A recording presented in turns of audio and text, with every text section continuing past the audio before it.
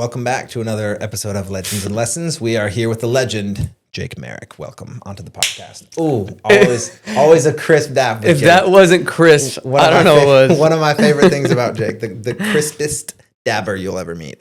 Tell us a little bit, we'll tell the audience a little bit of background on you, and then we'll jump right into the meat of it. Well, thanks for having me on. Appreciate you, Mark. Hopefully I'm a legend. A little bit about myself, I guess. Born and raised in Dallas, McKinney to be specific. Moved out to California when I was, 16. Been out there back and forth for, 7-8 years.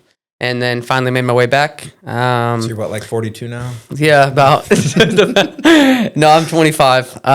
Birthday's coming up next month. So. Nice. Oh, wait a second. So make sure you give me something nice. All right. Something nice. Just played sports growing up and just got into sales past couple years, and the rest is history. Just doing my thing now. And you were acting, right? That's why you went to Cali? Yeah. I was doing that when I was, when I started, 13 or 12 or 13. Actually, maybe 11. Yeah. So I was little. I guess I started doing MMA actually. What? Yeah, I was doing MMA for a little bit, and kind of my sister, I guess, got noticed doing some modeling stuff, and then got into acting for a couple years, and that's what I moved to California for. Yeah, that's to answer your dope. question. Wow. Okay, so anyone that hasn't seen, any of you guys that still remember the OG days of the Nerf commercials, this was the face of Nerf. I'm not kidding you. He has commercials up on YouTube still. Had a Netflix show that was anyways, so a little bit of acting and then sales now. So tell me about growing up in Dallas. It's like most people that think of Dallas. So I lived in Africa for a while, and I have family in Idaho. I went to high school in Idaho, but when I'm in Africa on the other side of the world, I'm not going to tell people. They'd ask, where are you from? I'm not going to say Idaho. They're like, what is that? What is an Idaho? Right? They don't know what that is. So I would just be like, oh, you know what? I lived in Texas for a little bit when I was like 9 or 10. Dad was in the military. So I would just tell people when I lived in Africa, oh, I'm from Texas, because at least that's something they've heard of, right? Every time I'd be like, oh yeah, I'm from Texas. Howdy, cowboy. Like that's all they know, right? People from outside the U.S., or even in the U.S., but not from Texas, they just think Texas is guns and cowboys. That's what they think. So, but you tell me, as someone that's kind of grown up here, what is Texas really like?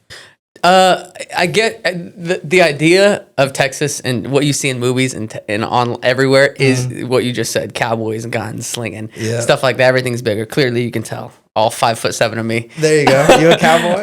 No, I don't even own a pair of cowboy boots, dude. I'm lacking on that side.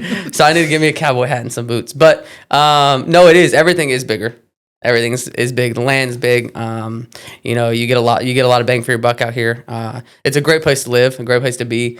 Prices are good, but it really is kind of what you see. Everyone does kind of own guns and are strapped up and wear boots depending on where you guys go. Yeah. But no, there's not like they're not horses running around to the local gym or whatever. No. You will occasionally, if you go to the small towns, you'll see like some cops with riding on horses, which is interesting. Pulled over in your car by a cop on horseback, just hey. Right, you get your tire lassoed by a cowboy.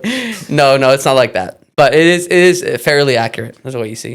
Tell me this, because you mentioned everything being bigger in Texas. I know football, especially high school football, is huge in Texas, and football being my favorite sport. I mean, Idaho, they didn't even care what football was, even, right? Texas, though, I mean, I've seen junior high stadiums for football in Texas that are bigger than some of the college stadiums, like in the west part of the U.S.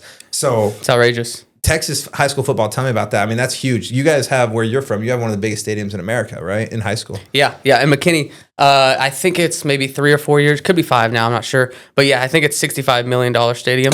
In high school.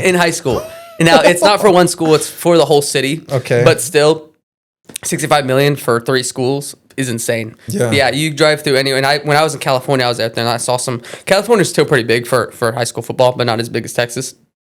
But yeah, you go anywhere else, dude. I've seen some smaller cities, and they're just little rundown stadiums with half broken goalposts and stuff. Yep. Out here is insane. Huge stadiums, lots of stands, and place to sit. Yeah, it's crazy. That's $65 million for a high school. That blows my mind. So, Oh my word, bro. We had just a little rusty, rickety dinkety metal bleachers back at my school. I mean, like the away team had wooden bleachers because they couldn't afford the metal for that side of the field. Have you told the people where you're from or where you've been or how many states you've lived in? Because I've known this guy for like I don't know. It feels like a lot longer than I have, but like 4 or 5 years now. Long time, yeah. And he's been in about every state and country that you can ever imagine. Yeah, I mean, where'd you just come back from? I was just in the Caribbean for 10 days. Yeah, St. Lucia, the Grenadines, just like that part of the lower Caribbean for like a week and a half, yeah. I don't think I'll ever go to the Caribbean my entire life. I mean, not that I don't want to, bro, but we went on a cruise to the Bahamas. that was hilarious and extremely fun. One of the ratchet, like 4-day carnival cruise, like... See, the thing with me on the first day, see, this is kind of puts me in a nutshell. First day I get there, I get blackout drunk. It's a 4-day cruise or 3-day cruise? What was it? 3, yeah. Okay, 3-4 day, whatever it was. First time blackout drunk. Next day I wake up puking so bad. I'm hanging over the cruise ship, puking the toilet so bad that acid is coming up my throat. And my throat is burned for the rest of the trip. Really? I didn't even know. Okay. No, yeah, I didn't tell you about that. No, the whole for the next 2 days, my throat was. I couldn't eat pizza, couldn't eat ice cream. Like it hurt so bad. So I'm like, screw it, man. What's the next best thing? I can't talk. I can't drink. Let's gamble. Oh, that was your solution. That was my solution. I think day 2, I went to the casino there. Wait. On the cruise ship, yes. Yes. Okay, yeah, they have casinos on the cruise ship. So did you win any money or what happened? I don't know where you were at the time. I think we lost happened. all y'all. We were all kind of doing our own thing. But no, I went to the casino and I remember this though. Now I'm remembering, yeah. Right? But the thing is, you can't pull up. I didn't pay for internet. So I couldn't pull up how much money I had or what was going on. So I was like... Just keep pulling out cash and hoping for the best. Hoping the best. Yeah, and I pulled out. I think it was $500. Lost it in like 20 minutes. So for all the people out there who gamble, don't gamble on a cruise ship because they take your money. They'll get you in a regular casino, but a casino on a cruise ship, kiss it goodbye. There's no way. Literally, you're not getting that back. No, bro. They screw you over. Yeah, how they get you. Oh yeah, you could pay for the cruise right here, buddy. Come on over, swipe that card. Hey, come on, it's easy. Get a nice drink. Walk on. There's a club right. 10 steps down. Yeah. They get you on the Malibu rum, whatever the Caribbean drinks, and then all of a sudden the boat's rocking and you're feeling swaying. You're swaying. You're feeling good. Bank account's empty, overdrawn. Don't even know it's. That's what I like about it though, because you're out there and you don't think about the world. You're just there having fun. That's a benefit of the cruises is that you're just disconnected, especially if you don't have Wi-Fi or signal. Nowadays, Starlink, whatever. But you're just so disconnected. It allows you to shut everything off and just be present on the cruise. Real. Oh, I love cruises. I do. Okay, well, tell me this. So growing up in McKinney, you're the son of entrepreneurs, and we'll talk a little bit about your sales journey and a little bit about your career and money-making ventures that are not the cruise gambling money losing ventures. But tell me, as a son of an entrepreneur growing up, how did that impact your career decision? Because you could have gone off and worked at Taco Bell, or you could have gone off and worked a desk job, but you've chosen to do mainly commission only sales jobs. Did growing up in a household full of entrepreneurs, did that impact that decision at all? Or did you always just want to kind of do your own thing? Or Yeah, I did a little bit. My parents started their company when, I don't know, 20, 30 years ago. And they just started on a whim. They met each other and one thing led to another, and they're still doing it today. So nice. Yeah, it kind of did impact my journey a little bit. Cause I did start in minimum wage jobs, for the first 3 years, like any kid. I was 16, 17 working at, fast food chains, doing the normal thing. But I realized that I couldn't hold a job, man. Not that I'm a horrible employee. Maybe I was. You couldn't take orders from a piddly dip. That's why. Not even that. I would get fired everywhere I went. What happened? Everywhere I went. Just flipping off the customers or what? Yeah, left and right. Throwing the food down. No, it wasn't like that. I think I just didn't care too much about the job because I was acting at the time, and in the back of my head, I knew that's what I wanted to do. And to this day, it's still what I want to do. Yeah. But when I was doing it, I was just like, this is just a means. That's true. Just making $1, but it's not the end goal.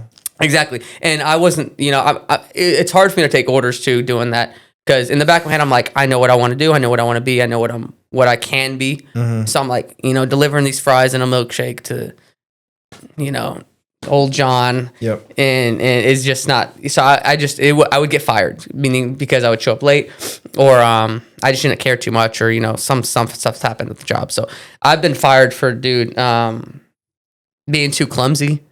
I've been fired for showing up late.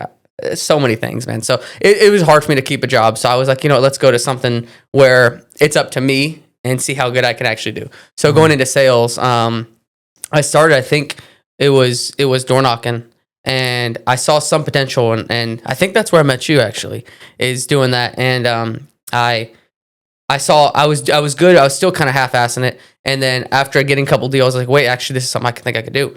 So I don't think I ever went back to a job. I've been doing sales ever since, and working on my craft and actually trying to get better and seeing what I can actually capable of. So yeah, I've been in sales for a while now. That's that's cool. I know that. Okay, so we are in 2025 now. This was 2022. Wow, this is crazy to say that.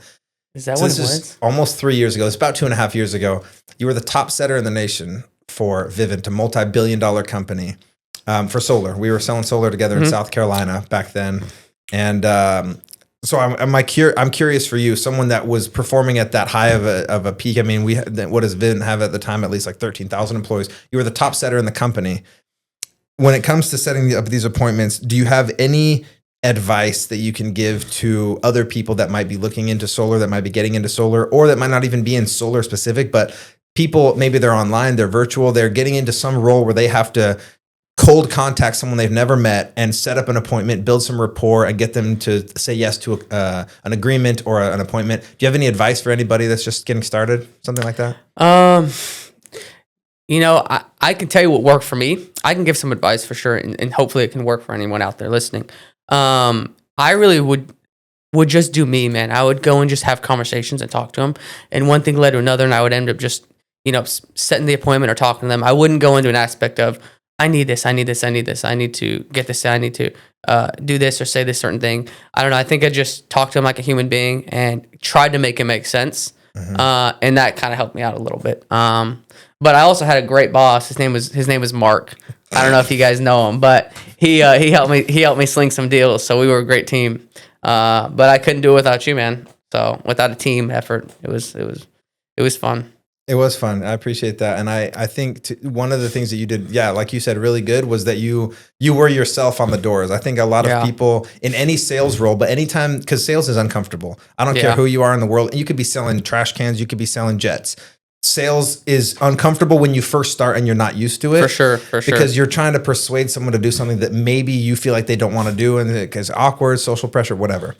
But when you're good at it, the best people at sales are the people that are just natural. They're themselves. They let their personality bleed through. And they have to know what to say, how to handle objections, but they're themselves and they're not too robotic. Absolutely. If it feels like what we would always say is if it feels like a sale, you're not going to get the sale because it feels like people can read that. They have the BS meter, Absolutely, man. Absolutely. If you're in there doing robotic, I mean, that's the difference between salesmen and people who work really hard.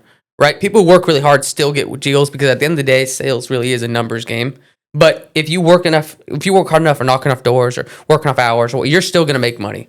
But that's what separates you from being great is putting in your personality and throwing in certain things and not sounding robotic. So, I mean, it's a given, but it goes a long way. I love it. Tell me what's a crazy story that happened to you on the doors? What's one of the funniest or scariest things that happened to you while you were out there? I mean, we have knocked doors in New Mexico and Texas and South Carolina. We've been in California. We've been in, Oklahoma. I mean, where haven't we been? We've been probably, all over the place. But tell me something crazy that happened to you on the doors. Man, I have a lot of stories. But what I really want to hear, dude, is I want you to tell the people the story that happened with that one person, that one rep you worked with before, because that is the funniest thing I've ever heard in my life, and I want the people to hear that because it's funnier, way funnier than anything I can think of, or that's happened to me. The one where the guy was I think it was his first week or first day, and you dropped him. You guys put him in the this kid's from like a cookie cutter town, somewhere on the East Coast, and you put him in this neighborhood. It was just running down this ghetto neighborhood. You know what I'm talking about, right? Please tell me. That sounds like a lot of different reps, but all right. I don't want the paintball kid. Yeah, paintball kid. Please tell the world that story. Okay, this will probably make you remember some stories that happened to you too. Okay. But okay, so we are in. This is probably 2020. It was 2020. Well, yeah, it was 2020, and we were in Pensacola, Florida. Okay. So the door-to-door life is a traveling salesman life. It's a great and beautiful and powerful life, and it's a miserable life at the same time. Anyway, we are in Pensacola, Florida, and Pensacola has beautiful rolling golf courses and majestic beaches, and it has slums with stabbings and shootings all the time, just like any city, right? Yeah. But what happened was there was this kind of like, I don't know, quasi internship, whatever program that we were running. Basically, we were reaching out to kids and we were putting out ads on Snapchat, on different social medias to get people to come work with us for the summer. And we were targeting like business majors, people that were like in finance, things like that. And we got this one kid from somewhere, like you said, Boston maybe, or something, where he came from a very affluent neighborhood. His house, I mean, his family was well off. He wasn't hurting for money at all. And you could tell that he was raised with kind of a silver spoon. This kid's like, yeah, it's a finance internship. I learned how to sell. I learned how to, that would be great. Learn some better communication skills. I'll come out. He shows up. First day, we bring him out to the doors. So this was the first day. This first wasn't even day, first bro week. walks off the plane. We put him in a hotel. Next morning, I slap an iPad on his chest and say, come follow me. Okay. We go out there. Now, I usually was in charge of drawing up which area, which rep would knock. Yeah. But for whatever reason, that year we had a kind of a big combined office. And for whatever reason, that kid's hood that day, I didn't draw it up. Someone else did. But my hood was like a half a mile away. I wasn't far. So I was like, you know what? My neighborhood that I'm in, it's not, gated golden brick doors, but it's also not like a trailer park. And so his is really close. It's got to be pretty similar. Sure. Nah, bro. His had like meth needles on the sidewalks. Like his was like, there was a baseball field in the middle of his with like 4 drug deals going on at the same time and a stabbing on the side. Like it was a shady neighborhood, but I didn't know that. Like looking from the Google Maps, you don't know what that is, right? You never been to this city. So we dropped this kid off. I gave him the pitch and everything beforehand, and he was actually really good. He had written out his pitch multiple times before he showed up in Florida. He had done a bunch of stuff to prepare, and so he seemed like, and he was smart. He was from and he had just got his bachelor's in like finance, so he was getting ready to go to his MBA after this summer. Good looking kid, smart kid, sounded like he would do great. So I'm like, okay, cool. This hood is a little less income than I would normally drop someone like him off in, but whatever. Like let him feed him to as they do in the doors. They're like, feed him to the sharks, and if he learns how to swim, then he'll be even better off for it. So we drop him off in this neighborhood, and I'm kind of looking at the houses, and I'm like, bro, this is like when you go down the street and there's only 2 cars and neither one of them have all 4 tires.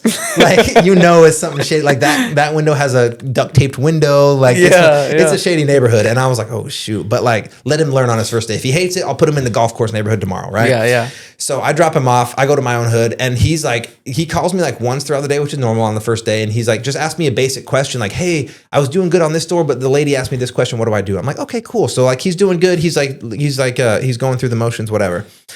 All of a sudden, starts getting dark, and we start getting ready to pick everyone up in like 20 minutes. And then all of a sudden, I just looked at, I'm talking to someone on their porch. I looked down at my phone, and I got like 6 missed calls, 14 missed texts, like all this stuff from this one kid. And I was like, oh, I wonder if he's in a sale and he needs help. I start reading the text. It's like, bro, hurry. Where are you? I'm in this bush. Here's my location. I'm running. I'm running. I'm running. Yeah. I'm like, what is this? 7 missed calls. I'm like, he's running a bush. Like, what the heck? Yeah. So I like call him, and I'm like, hey, all right. And you just hear this like, like rustling, and he's like, bro, where are you? Like, I'm hiding. I need you now. And I'm like, oh shoot, this guy's getting stabbed. Like, my worst fears come into realization. Like, he's gonna be shanked or something. And I'm like, bro, where are you? Like, I'll come. I'm sorry, I didn't know you were like getting hood jumped out here, or whatever. He's like, no, they're on me, bro. I dropped you a pin. Just come to me. And I'm like, oh, they're on me. They're on me. Like, right? What do you expect? So I'm like thinking they got a knife to his throat. I'm like, oh shoot, they're frying this boy alive. A little white boy with a buttoned up shirt in the hood. I start running over to the car. I speed over there. It's right down the street. And I pull up to his pin, and it's literally like, there's a house over there, there's a house up there, and like a spotlight, like a street light that's like blinking. It's like about to go out, and then there's like bushes in the way. All of a sudden, this kid, I'm like, where is this guy? And all of a sudden, my back door just rips open. He like dives in the back seat. He doesn't even like sit in. He dives in, and the door's not fully even closing. Go! And I'm like, oh shoot, I don't know what's going on. It's dark outside. I just peel out. The door's not even fully closed. His legs hanging out, and I peel out of there. I'm like, bro, what's going on? He's just sweating. He's just, there's like a stick in his hair. He's like, okay, bro, just get me out of here. And I'm like, what's the heck's going on? Next thing you know, he's like panting. He's like, I can't breathe. They almost got me, bro. I calling my mom. Like, I can't do it. I'm not getting out of it. I'm like, what happened? He's like, finally, like, we're almost back to the hotel or the extended stay or whatever. And I'm like, what happened? Bro, breathe. Like, you're safe. Like, I don't know am I in danger? Like, what are they telling me? He's like, bro, I was walking along. I'm minding my own business. And I'm going for these last doors. And you told me at night when it's time to pick you, that you're going to pick me up, drop a pin and stand under like a street light where it's well lit and I'm in a safe spot. And I'm walking to this street light, and all of a sudden I hear a car pull up right next to me, and I hear, yo, what up, motherfucker? All of a sudden, pop, pop, pop, pop. And then, and then I look over, and I see this gun nozzle pop out of a car window, and I hear pop, pop, pop, Yeah. and I feel my back just starts burning, and I'm in pain. And so I'm thinking I'm shot. I'm a dead man. I start rolling on the ground. I'm like crying. I'm like, God, don't let me die. Yeah. And then he's like, I wipe my back, and I look, and it was paint, and they had paintballed my ass. They just drove by and paintballed me. That's the funniest thing I've ever heard.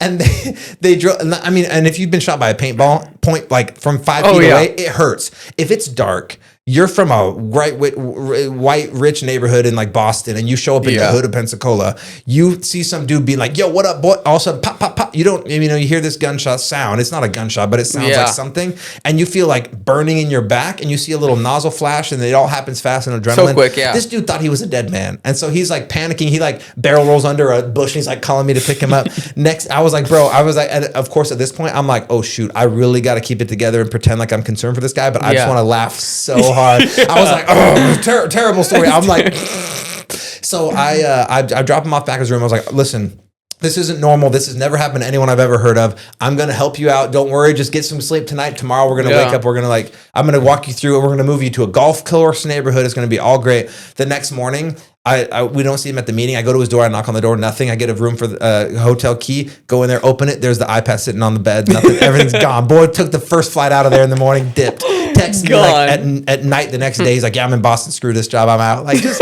gone. I know how fake that could sound, but that is, I know that that's true. And that happens. This kind of weird, crazy stuff happens all the time on the doors. I can't even, I can't agree more. The craziest things, we've already talked about it too, that there could literally be a document. I'm sure other people who door knocked have thought the same thing. There could literally be a movie or a show about our lives on the doors. Every day is a movie when you're in door to door. It's 100% true. So you don't have it after that. You don't have any funny stories, crazy, scary stories, you know, anything you remember, anything ever happened to you? Thankfully, no scary. No scary things have really happened. Just some funny, quirky things here and there. I've had one. I think I told you this by now too, but I can tell some of the people is. I knocked on this guy's door one time, and he opens the door and he's in his boxers. Okay. Right? He's in his boxers. I mean, weird, but I mean, he's in his own house. Probably a Saturday, just hanging out. So not me to judge. Opens the door. I walk in. End up talking about the job. We end up going further. I sit down on his couch, and I don't know. I can't remember if it was a TV or his computer. But you just hear moaning. Moaning? Yeah, moaning, right? And you're just like, hopefully it's a movie. And it's nothing but moaning. So I can fast forward, and you know what? He's dude's watching his own stuff at his house. Self-made. His own stuff on TV, on his TV or his computer, whatever he's on. And we're talking business. I'm like, dude, can you turn this off? Oh, so it was on while you were trying to talk to him? Yeah, dude. But it was completely on. And I'm sitting there like, dude has no shame. A homemade video of himself. Yeah. Bro, I mean, if it was himself or someone, who knows? No, he was trying to show you. No, I was out of there, dude. I mean, I was actually, wanted you to be honest, anything for the sale. But I'm kidding. No, I'm definitely kidding, man. I'm kidding. But no, it was weird and it was fun at the same time. So yeah, I'm kind of just hanging out there and seeing where it can go. But at the end, I'm like, this is going nowhere. So I'm getting the heck out of here. So no, yeah. 100% I've knocked on people that like the dude will come to the door and be like, bro, what is it? I'm like, hey, so we're doing this in the neighborhood. He's like, bro, I got my girl in here. You know, it's a bad time. It's a bad. And I look at him. He's got like a towel around his waist. He's like, it's me and my girl. It's a bad. I'm like, oh, it is. Okay. Yeah. I'll see you in a couple hours. Like it's not. I did actually, now that you say this, one time I knocked on this house. I don't know. It was Georgia, Atlanta or something like that. And it was dark. It was like, I was like heading back to my car and I was like, oh, there's one last house with a light on. I'll knock on it. And this couple, they're probably like 50s, 60s. They're not young, but they're not super old. Okay. Come to the door in bathrobes. Wow, what is this? And I'm like, go through my pitch. I somehow get in the house. I convinced them to let me get in just like you did. And I'm like in there and they just on the TV, it was paused. Like, yeah, they were watching a full porno. They had like their robes and you could see like, I see like an older couple. Yeah. And I see like the lady with her robe. I see like a little lace sticking out. I was like, oh shoot, these people were like they were having a whole little get together before I came in here. I was like, you know what? Maybe I'll come back I'll be in the area tomorrow. I'll just, I like read the room real quick and they were just like, full on letting me come in, like just like not even. I was like, you know what? At some point, you just say fuck it, and you don't care what any people think. Yeah, but that's the flip side. Is there's people like that at points in my career I've been like, you know what? I need some money. We're selling them tonight, and the technician is coming tonight, and we're getting this done right now because real. I don't care, bro. What a wild world, the door to door world. Holy cow! Oh, okay. So that is funny. Okay, any other stories real quick, and then we'll move on. Man, I can go down a rabbit hole. So I don't know if you guys want to talk about that all night. Okay, but let me ask you another question then. You have $1 million. Just hit your account. Boom. You wake up $1 million in your account. But the genie that put it there says you have to spend this by the end of today. What would you spend $1 million on? You have to spend it in one day. All right, you want a PG answer? Nah, there's no filters on here. You just say whatever you're gonna say. $1 million in a day. I gotta spend it 24 hours. What would I do? Man, I don't know because I'm a big gambler. So, but that wouldn't. I would have to spend it. So, I mean, I can go and easily go to. If you got to spend it anyways, and you gamble it to turn it into 10, I mean, 10 million, I could do that. But I want to have fun with it. You know, I don't know what I would do, man. I would go and. You can't say that gambling $1 million wouldn't be fun. That'd be really fun. That would actually be a killer time, dude. Yeah, that would be so fun. The high, go into the high limit room and kind of mess around. That would be a good time. I don't know. I think the first thing, I live up an hour away from the casino, so I'd probably go up there, check it out, see how my luck goes. From there, yeah, dude, I would just gamble it all. Probably, I probably wouldn't make it out the casino. Really? Honestly, that would be. I mean. Okay, gambling is not financial advice, and gambling is not the best way to try and get rich. In fact, it's probably one of the worst. But if you had to get rid of $1 million in a day, the chance of it going up in one day by gambling is not zero. You could hit one lucky bet. You put it on black and hope for the bet. You could.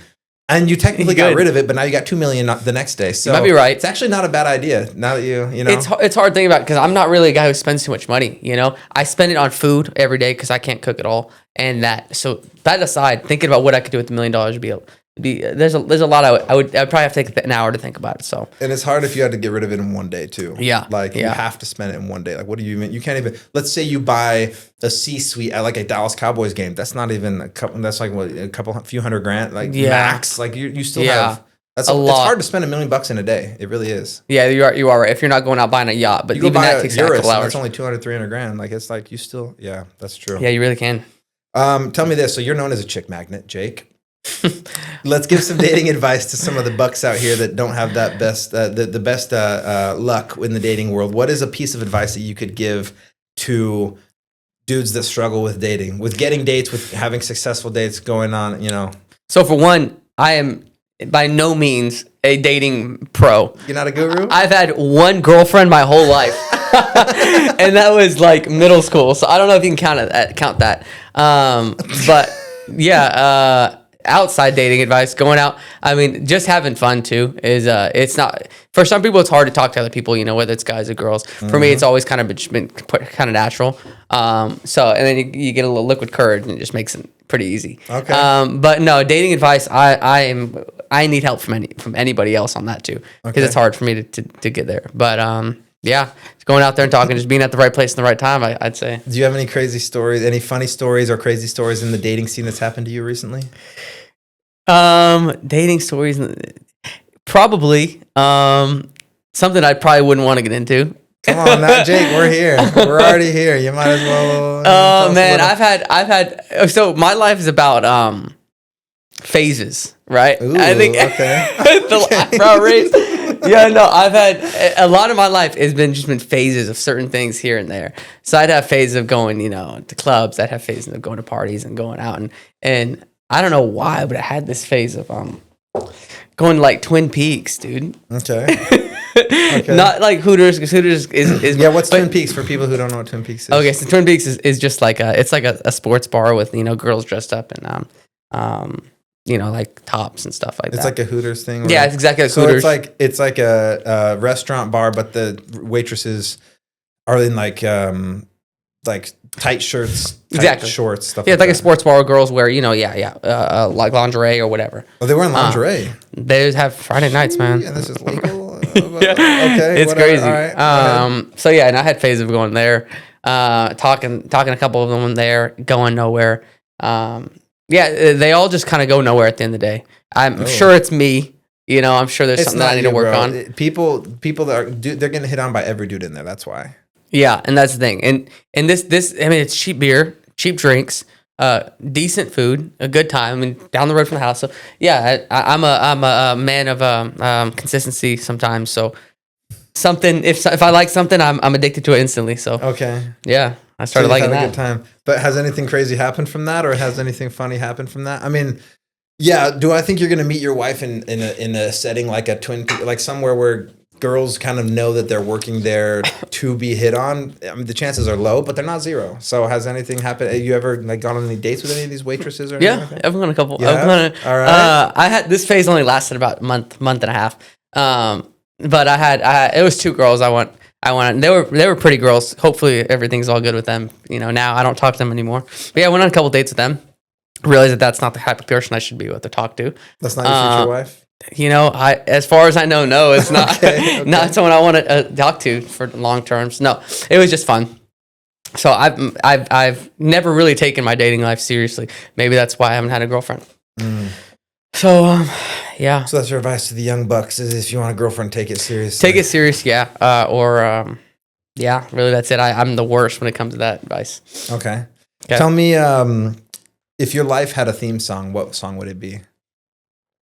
Life with a theme song, huh? Yeah, I'm the worst with music. I have the worst taste. I think you'd be a Taylor Swift song. Yeah, because mine's a love story, dude.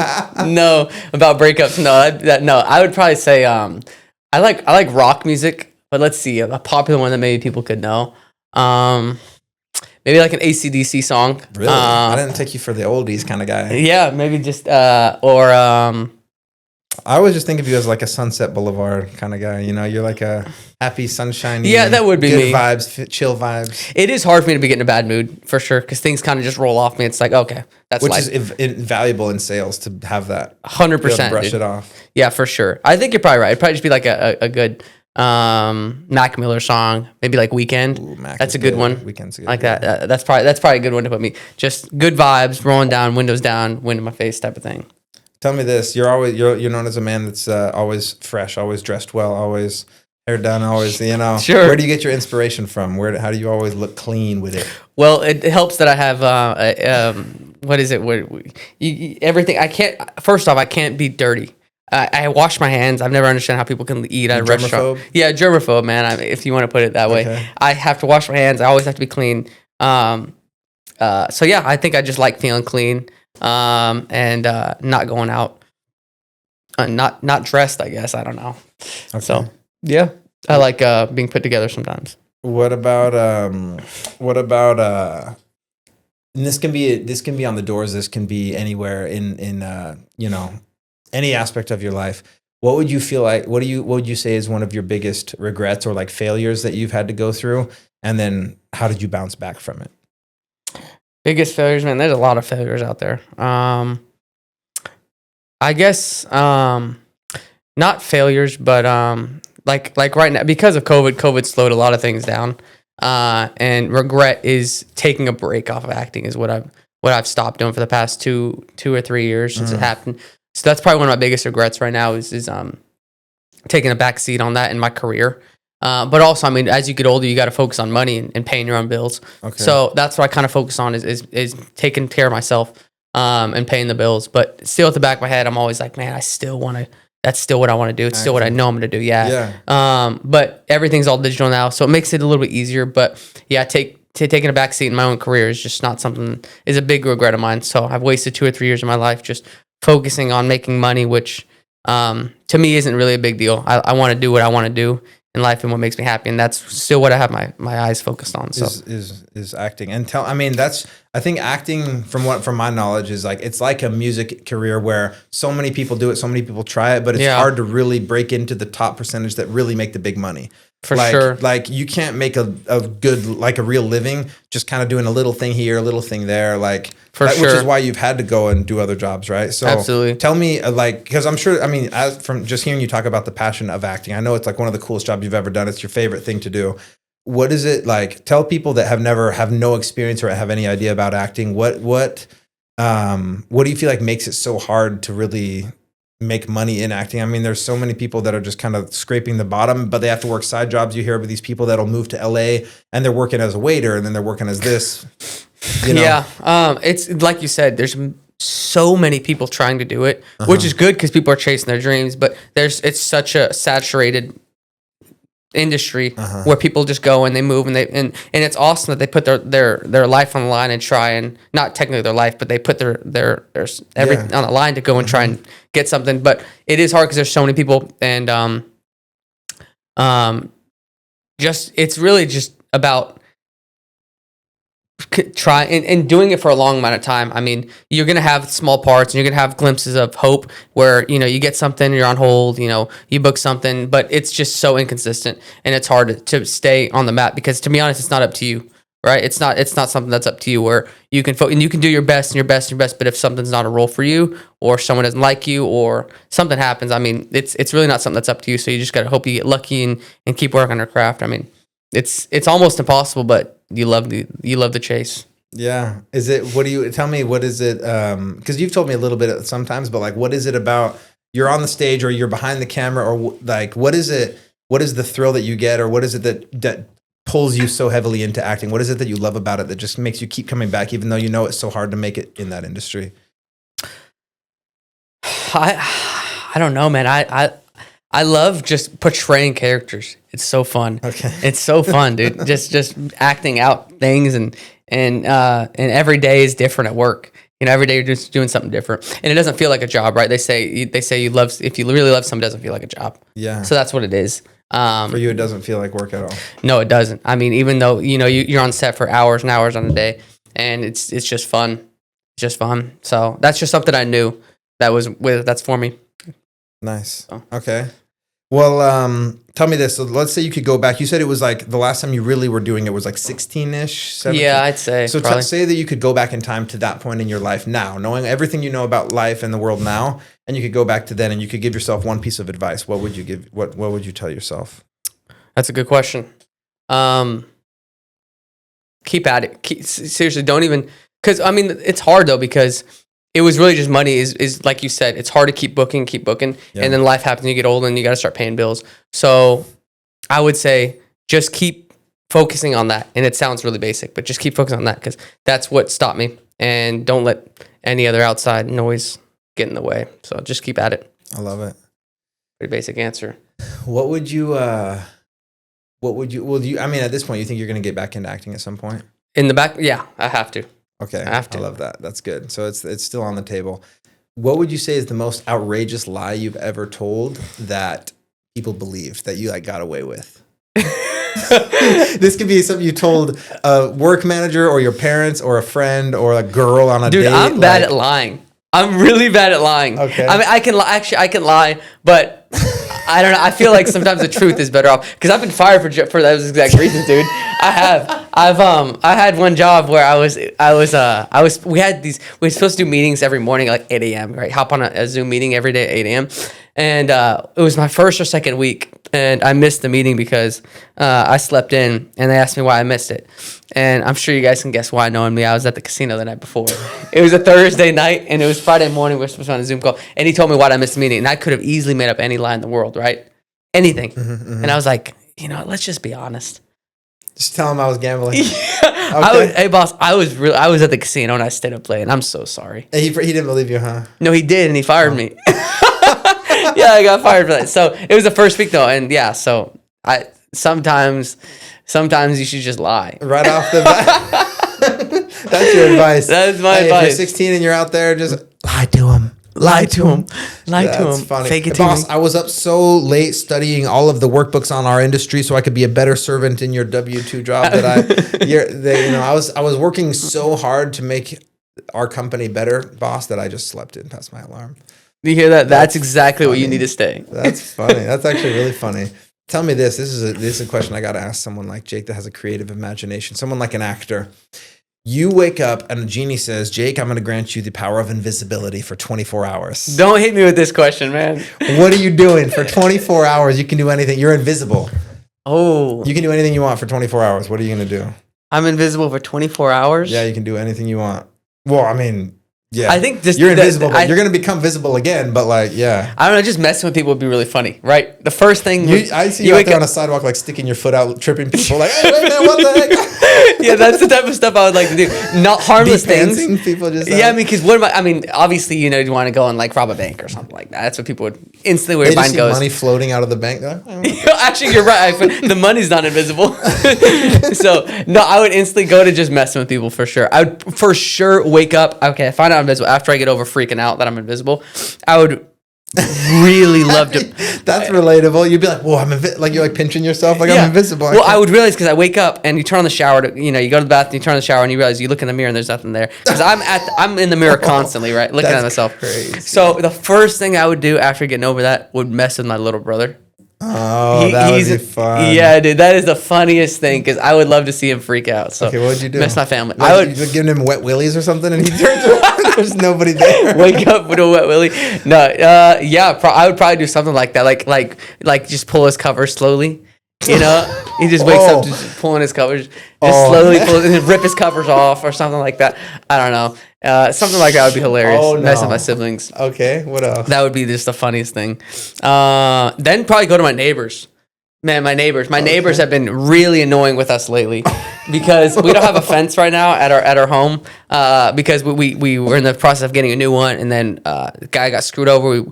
We went with the cheaper route with the fence, and a guy came by. Whatever. Long story short, so we're in the process of getting a fence. Ukrainian, Slovakian guy. Dude came in, took a deposit like $5 or $6 grand down, and then gone. Vanished. Literally No gone. way. So he literally ripped out the fence, put in some of the poles, and then that's all the work he did. So long story, so we took out the poles because there was nothing there. So we had no fence. So our dog is barking, and so the city's like, I don't know, the city's like, doing the city stuff, calling, say, hey, you can't have this. You got to put this bark here, all kinds of stuff. So I definitely messed with my neighbors too, big time.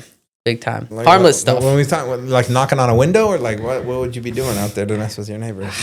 You're invisible, bro. I am invisible. Oh man, I don't know. What would you do, dude? You tell me. What would you do for 24 hours? Yeah, I'd probably go to like the mall and mess with as many people as I could. Like I would for sure. I'd probably have to think about like who are my enemies that I really need to get back at, and I can get back at them. That's true. But I also kind of feel like that's an easy way out. Like if I'm gonna get back at an enemy, I want them to know it's me. So I'm gonna show up chest out and be like, it's me.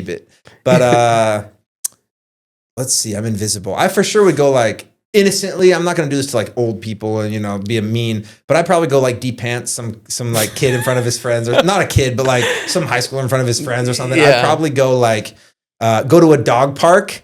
Bro, think about this. You go to a dog park with like an open thing of bologna and you just run around and the dogs are just running around freaking out and all the owners like, what the heck is going on? Like, think all of the this dogs. stuff, man. Like, I don't know. I don't know. Maybe I'd pull up. Bro, I would go through a drive-through. Imagine you order, okay? You pull up to the Chick-fil-A, like, and hey, you order. Mm-hmm. So they hear you, and then you pull up, and there's the window rolls down. There's no one there, and they, what? Well, that'd be trippy. Yeah, lemonade, my chicken nuggets, like that'd be trippy. I don't know, just invisible for 24 hours. You could do. You could do some crazy. You could mess with some cops. Oh, you could. You do that to me, man. If I'm not drive-through worker, I already have really bad sleep, and I think I'm tripping out all the time. I would go into insanity, dude. I would trip out so hard. Dude, this is really if I bad. was one of those people. Okay, I shouldn't say this, but it just came to me. Go to like a church, like a Catholic church or something like that, and just like whisper in people's ears.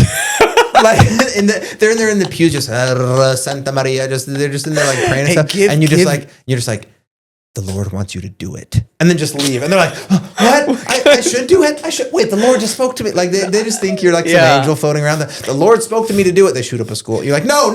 Like I'd put a note. Give Jake $10,000. You're like, you go to your old boss's house and you just write on a notepad in front. Like he's sitting there, and all of a sudden next to him, his notepad, a note starts being written.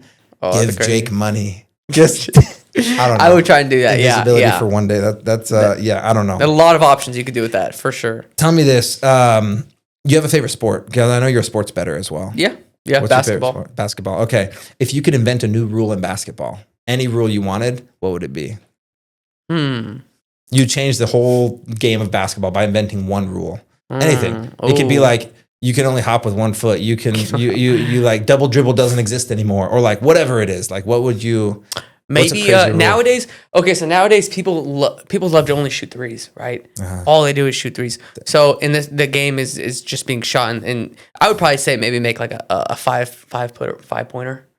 Something like that, Ooh, that's a great because rule. I'm not bad at half court shots. Okay, so half court's 5 points. Yeah, half court's 5 points, or like somewhere past the 3-point line could be 4 or 5 points. So yeah, something like that maybe. That's a but kids great start idea. throwing hucking up shots. So I don't know. I would like something. What about like that. making layups 1 point? What would that? What do you think of that? Or That would just make is the that too game. easy? That would make the game worse. I feel Okay, like all right. because the points are scored in the paint are a big thing. For but, sure. Yeah, you got to have balls to drive in the paint with a bunch of dudes that are 7 foot tall. Yeah. Yeah. And I'm the guy who thinks I can score in the league. So There you go. There you like I go. said, all 5'7" of me. No, that's a great idea. 5 point shot. I mean, every junior high kid thinks about that when they're throwing Yeah. those half court shots. Like, this is 5 points. Yeah, right. Or a good idea. yeah, something like that. I'd probably make Change up. up the ruling, the scoring. Yeah, the of pointing it, system kinda or like something. that. Yeah. That's a good idea. What about animals? Let's see. I know you have a couple dog pets. Let's think about this. What animal, if they could talk, let's say any animal could talk, but only one animal, you could choose one animal to talk. What animal do you feel like would say the most out of pocket stuff? Out of what pocket would be stuff? the craziest animal? Like if you could get them to speak, they'd be like, "Man, what the heck? Like, what is this guy saying?" Because of course everyone wants to know, like, what would my cat Figaro say if he could talk? But Yeah. I'm saying, like, what's a crazy animal? Like for me, I thought the other day, it's not like I sit on my couch just thinking of these questions. Yeah. But I was looking up questions to ask you for this, and I saw this question. I was like, animal could talk, and I thought of like an anteater with like a big old nose, you know? Okay. I was like, bro, that thing would say some crazy. Like this boy has a Pinocchio nose already, so you know he's lying and saying all kinds of BS, bro. Like, Yeah. what kind of animal do you feel like would say the most out of pocket, most crazy stuff? Bro, monkeys, dude. Oh my, that's Bro, a great answer. monkeys would be crazy, dude. Mm-hmm. Monkeys, if they could talk, oh my gosh, that'd be hilarious. If they're not like the because they're like knockoff humans already. yeah, for real. What's the movie with that's out? Oh, Planet of the Apes. Yeah, and if they're not like them, because those are geniuses. Yeah, you they're know, different. Yeah. But no, maybe monkeys or I don't know, like lemurs would be kind of funny. Out of pocket stuff would be crazy. I got to think of some crazy animals for that though. Donkey. I know the meanest ones obviously would be the cat. You know, I feel like cats. They would be mean. Yeah, they would be mean suckers. That's true. They think cats just think that humans exist to serve them. It's crazy. It's insane. My sister has 2 cats. She loves them. Girls love cats because I think girls are cats, bro. They're the same. It's like they're like so. Boys are dogs, girls are cats. I don't care who you are. Like You're looking at a otherwise. golden retriever himself. I I'm mean, a this golden guy's retriever. literally a golden retriever. That's true. Blonde hair. I is met you true. when your hair was all the way down to like your shoulders, which I That's missed true. that, It dude. was down to here. Yeah, that's true. It's crazy. Are you ever gonna grow that back? Not that far. I felt now looking back, it was a little too Jesus. It was a little too like now looking back, I'm about at the limit. Maybe like another inch, but Yeah. No. The ideas of animals speaking is actually kind of crazy. I was also thinking about you the other day because of your love of sports. When it comes to the Olympics, I always wondered this: if you had to enter the Olympics, the president came to you and said, "Jake, it's a federal law. You have to be in the Olympics, and you can join any sport. What sport would you want to compete in the Olympics?" Oh, easy. Pole vaulting. Pole vaulting? Pole vaulting, dude. Really? Yeah, dude. Okay. I got the frame for it, man. Really? I'm smaller. Okay. You got the build? Yeah, dude. I got the bill. And I also did it in 8th grade. You answered that so fast, like you thought of this before. No, dude. You instantly said Olympic sport. I was pole vaulting, dude. I did that because I'm not the fastest guy. I can't run like that. Can't run very long. And I can't jump very far or very high. But I feel like I can. I'm not very athletic, dude. Just I can't run. I'm terrible at this. I suck at that, But okay. I can. I did hurdles and pole vaulting. So Okay. there's definitely gonna be killer hurdlers out there. No, I would do pole vaulting for sure. It's fun. And yeah, I would definitely do that. No problem. Okay, pole vaulting. Have you seen that guy Milo Duplantis? The Swedish, well, he's like American. He was, what did he jump for? Like LSU, I think, or something. But he's like he represents Sweden because I think his mom's side. And like literally every time the dude pole vaults, he breaks another world record. Like I might have seen that. So good. You seen that kid? What was his record? He's broken the world record like 7 times, like his own world record. That's he crazy. Keeps breaking. It's like every time the dude pole vaults, he sets another world record, and the one that broke it the last time was him. Like he broken it Can you so many imagine times. that? It's not even it's like almost boring at this point. It's like I broke another one of my own world records. You Yeah. know, like he's so good. Someone like, step up. super good. I don't know. I feel like the name rings a bell a little bit. No, I couldn't. The highest I went was 8th grade. I think I was like 9 feet. And that's not even that great. feet. That's not even that great. You're gonna catch me lying because I don't know how many feet he's gone, but it's like. I think it's in the 20s, maybe. I think is what they are. He's going so high. Like when you watch the physics of it, Yeah. wild, but he makes it look like butter. He just completely smooth, completely just up and over. Just it's crazy how they easy. do it. It's crazy. I had a bad story with that. One time I was in 8th grade doing the I think it was a You're one of the ones that would do the pole vault and get it like hit on your nuts. How that guy caught his balls. It's a story of some sort, dude. It was a really windy day, and at the time I was maybe like 10 pounds. Okay. I was nothing. I weigh like 140 now, so not much changed. But it was a really windy day. I went up, ran, stuck the pole in the hole, jumped up, and just went straight back. And just face planted on the Face floor. plant? I mean, landing on my shoulder embarrassing, dude. It's like a regional meet, so All a the little bit girls bigger are meet. looking, hey. Yeah. There goes my dating. All my dating.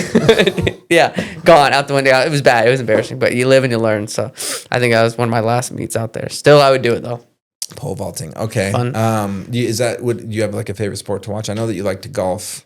Do you, like in the Olympics, when it comes to the Olympics, do you have another favorite sport you like to watch? Or? The Olympics are fun. Olympics are fun because you don't really do all the sports, so it's fun watching them and rooting for your country. To watch, probably high jump. That's pretty fun to watch. Really? High jump. Swimming is, I don't know why, but it's so fun to watch. It's competitive. Just seeing Michael Phelps go out there and kill, and then our guys. Probably swimming or You know what the Olympics made me realize was that I'd never realized the power and the effect of a good announcer until the Olympics, because like you watch an NBA and NFL game, they got great announcers. These dudes, Mike Breen, bang! They have like, I don't know if it's a school they went to or if it's like courses, whatever it is, but their voice is trained a certain way, their intonations, the words they use, like they're great announcers. Yeah. I'm sorry, the Olympics have terrible announcers. I don't know where they get these people, if they're just like past athletes that were in that sport before. I don't care if you watch the highlights on the YouTube. The Olympics has terrible announcers. Their voices are annoying. Bolt beats his own record from last year. Congratulations. Bro, it's like stupid. Man, you see the guy that came out in the and I'm like, bro, like I'm like having to clean the earwax out of my ears just to listen. Yeah. Like it's terrible. Or put more in. It's bro. It's a bad, huh? They're terrible. So, but here's the thing though. Is I will say that even though there's some of them that are terrible, because it's like, you got your sports announcer that announces like the track meets, but a different announcer will announce the swimming events or whatever. Because when the Olympics happen, all the sports are happening all at once over like a 2-week period. So they can't have the same announcer announcing everything.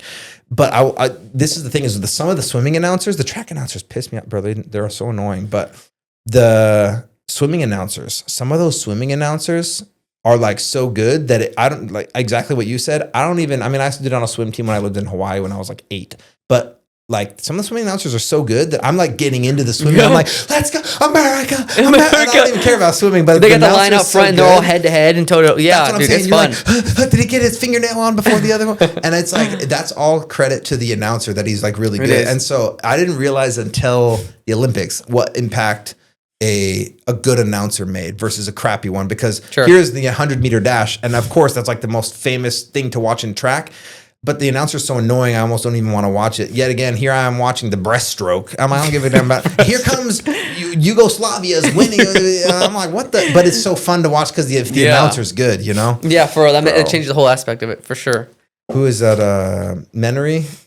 Bob Menery or something like that. The funny, I don't know, whatever. He's the guy that like has a really good announcer's voice, but for the Olympics he does like spoofs on Instagram or something like that. No. He's so funny. He makes it sound official because his voice is like a really good announcer's voice, but he like just makes jokes out of it. Anyways, okay. So another question for you: you believe in God? Absolutely. Which God? The only one. Lord, God and Jesus Christ. There you go. I see the cross on your necklace. That's what I was asking. I've been baptized about 2 or 3 times. Yeah. Wait, really? Just to make sure. You got to make sure. You're like, priest. I don't think the first one got it all. I'm gonna need one every 2 years. I'm gonna need to reinitiate. Yeah. No, the last one was the most meaningful. I went to my church and I had everyone there, and it was cool. I had the whole family there. Yeah. I don't want to laugh at that because that's not a funny matter, but it's not, man. Why are you laughing? I've never heard of like, and the last one. I don't think we got everything out of the way. There's been a couple instances since the last one that we. No. The last one I mean it, so okay. I really do. Oh, that is funny. Tell me really quick. I remember your first time you made $10,000. You got a check and you put it into Ethereum. You got your Dude, don't wallet even hacked. get me crying now. And you got your wallet hacked, right? Remember that? Yeah, I definitely Tell did. me what happened. That was horrible, dude. That It was was like at the highest high. You're like $10,000. I got it. And then Yeah. we had someone on the team who was like, "It put it in crypto," and you're like, "Yeah, Ethereum." Yeah. Fast forward a week, it's gone. Where is it? Dude. It was all the money and savings I had at the time. I made the money, I saved it all, kept it in the bank, and then someone was like, "Yeah, dude, invest it." Okay, cool. Put it in Ethereum. I was like, "Cool, let's do it." Put it in Ethereum. I had like what was it at the time? Like 2 or 3.5 Ethereum, and I would check it every morning. I was like, "Cool, this is my savings account. Hopefully, it turns a million overnight." It's gonna go $1 million. $1 million. Wake up. I'm like, "Oh yeah." Wake up, do whatever. Check my thing. 10 cents. Oh, cool. Let's refresh. I'm not even sure. I'm like, I'm at the point. I'm like, error. So error. 10 cents. 10 cents. Then I'm like, oh, now I think this is what it feels like to be fucking pissed. Like throw my phone at the wall. Okay, let's refresh. Now I'm freaking out. Yeah, now we're freaking out. Yeah, now I'm freaking out. I think I called you. I called everyone. I was like, dude, what the heck happened? Like, how I've never known what that was. So 10,000 is 10 cents. I was like, take the whole thing, motherfucker. Don't give me fucking 10 cents. If you're gonna rob me, don't leave me a little nibble and laugh. Just get rid of the whole thing. Take the whole damn thing, man. Fuck you. That's a middle finger. Yeah. That's an insult. Yeah. You're like, rob me, but leave me with come on, bro. That Come is on, actually man. funny. 10 cents. Okay, The whole dime now in my you're head. pissed that you lost it and that he left you a little tickle at the end. I remember that very vividly. 10 cents. I'm like, what the fuck? This guy's really toying with me, dude. That's funny. No, so yeah, no, that, and I remember, yeah, I definitely cried on that. All my money was gone. So, yeah, I don't want to think about that. Dang, bro. Okay. But I'm sure a lot of people have stories like that of being robbed or money stolen. And the worst thing is you can't do anything about it. That's the You thing. really can't. That is the worst freaking thing because it's like these internet trolls, bro. They comment on your thing and you're like, bro, I'd punch you in the face, but you're probably living in your mom's basement in Michigan. What am I gonna do? Like, I'm not gonna Can't find find, you. never will. Your name is Tommy Pickles 123 on like it's Yeah. like what am I supposed to do? And you have like bro. Okay, so I got hacked. Let me think. This is before when I first you got did into too. crypto, but I didn't know anything about cold wallets, anything about. I didn't know anything about anything. Yeah. I had 65K in Bitcoin, and in a separate wallet, I had like 30K in ETH. This is like probably 2021, I think. Mm-hmm. And yeah, long story short, both of them got hacked within like 8 months, within like six 80 months of grand each other. just gone. Yeah, 80, 90, 100, almost 100 grand gone. And that's the worst part is like a tiny little snippet was $4 was left, or whatever. And I was just like, I'm refresh. Gotta be an error. Refresh. And Yeah. if you're using a bank in like Bank of America, you got FDIC, you got 250K insured. You have you have some backups. People can't just hack your account and nothing happens. Like there's like safety measures, right? Sure. Crypto, it's a Wild West. Like if it's gone, it's off in Guatemala somewhere. Like you're not finding that where that went. Me right? being the rookie, I was like, surely there's something you can do about it. For sure.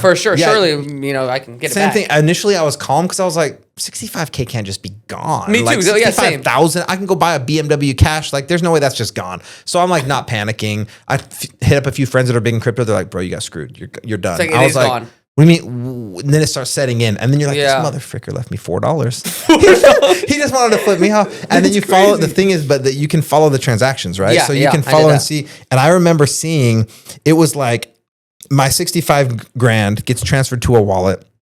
And then there's like 7 transactions that split off from there. This one's like Wow. $10. This is $1,000. This is $200. But then there's like the chunk of it of 65K, like 64 or like 61K goes to this other wallet. So what happens is there's multiple transactions, but each time it splits off, there's like one major lump that goes to another wallet. So I kind of followed that trail. And after like 5 or 6 times changing hands, it got transferred to a wallet with $250 million worth of Bitcoin. You saw it. I saw that my money, my 65K, ended up in a pot of $250 million of Bitcoin in some wallet somewhere, right? And at Oh that my moment, I knew this was like a hacker ring. This is not a one-man show that he's just like, oh, let me 100%. screw Mark and take his 65 grand on some laptop somewhere. Like this is like an organized crime. People are hacking people's wallets to pool it into some mega. That is insane, Wild, dude. bro. That's like the movie Beekeeper. I don't know if you saw it with Jason Statham. Mm-hmm. It's all whole ring if they just screw old people over and stuff. Exactly So like an what it organization was. like that type of thing. Exactly what it was. And yeah, that was actually one of the funniest and frustrating parts was like they left me $4. They left me just enough to be like, just like, what am I supposed to do with this? Like $4. It's gonna cost me $4 in exchange fees to put it in my bank For account. real. bro. No, that's the why. Did they just do it to everybody? Just a big old FU. Just leave a couple cents or change. To the uneducated like us that don't know what to do, and we probably logged into some sketchy website and it like that saved our wallet address on there or something. I don't know, some Chrome extension. The worst thing now is that I don't even trust that now. So I'm like, could I put money that I have into that and invest? Yeah. But am I? No, because I'm scared of that. So I'm just going to go gamble. That's what I'm saying. Bro, crypto is gambling. Let me tell you this right now. I've probably lost 40, 45K in crypto this year. You have, dude. But I have one coin right now. I put $4,000 in. It's at 95K right now.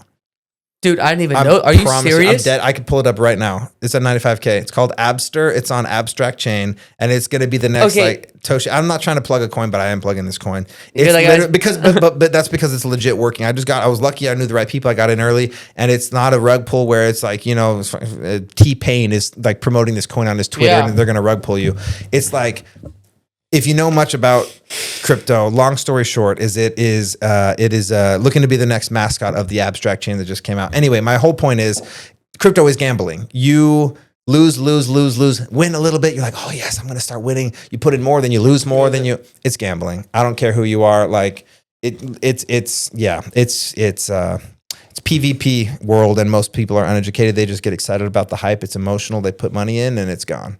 Some of us, we put it in and then the coin goes to zero. Some of us put it in and then we get robbed. I mean, happens. It goes to zero either way. Oh. That's funny. I'm laughing still because I've never heard of anyone saying I got baptized multiple times till it worked. Like till I got to the No, it's always worked. I love God's, my Savior, but no, it definitely did. The last time was the most meaningful. Was it special? You said your family was all there and everything. Like, is your whole family? I know a lot of people nowadays. Their family goes to like different churches, you know, like the sister might go to this church and the dad. Yeah, all my family goes the same. Yeah, but the most that could be there was because I was in California at the time, and then they were all back in Dallas. So as many that were there, and I have the shirt and everything, and it was cool. They give you a shirt, like afterwards. Yeah, I wore the shirt you wear, and then everyone gets baptized. They all clap, and So cool. So you wore a special shirt while you got baptized. Oh, that's cool. That's cool.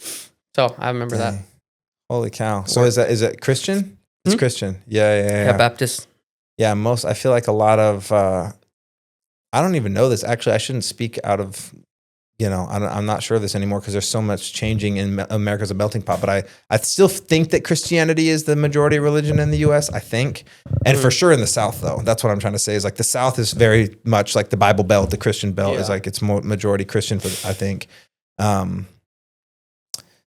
there's a lot of, when I lived in Africa, there was a lot of, Pentecostal churches, like the clapping, jumping, yelling, screaming, like Holy Ghost fire, and people are like twitching on the ground and like passing out. And it's like, and it was like a whole business. Like it's like we would get in trouble because here's these guys that show up in I'm saying like the village of Africa where you got like thatched roofs and like dirt floors. And here comes this white boy from Arizona in like a white shirt and tie walking along there handing out pamphlets and stuff. And these Africans are like, man, what the heck is this guy doing? Like how did he get blown off course? How did he end up in our village? And there's got to be a scam. Like, why would this guy come all the way here? And in Africa, it's really sad, actually, but a lot of the churches and religions are just businesses. Like, what happens is they'll be up there and they'll be like clapping and cheering. That's crazy. And not like what we were doing, but like a lot of the local churches, the preacher will be up there like, hallelujah, hallelujah. They're banging on drums. They're yelling and screaming and blah, blah, blah. And they'll be like, if you want your kid to pass math class next year, put $10 in this bucket. If you want if you want God to bless you with a trip to Europe and end your troubles, put $50 in this bucket. And they like kind of milk the money out of the citizens. That's crazy. It's like sad, actually. There was a story. I don't know if you heard it. The dude who was selling plots of land in heaven. You hear about that? Wait, is this in the U.S.? I don't know where it was at, but it's real. What the heck? Hang on, keep going. It's real. That's all I know about it. Is the dude was literally going to church and saying, if you want to guarantee your way into heaven, $100 for an acre or something like that. What? And he was selling plots of land. $100? Give me that's yesterday. I'll give you $100 right now. What do you mean? I mean, you 95,000 and one Bitcoin for it. Give it all, man.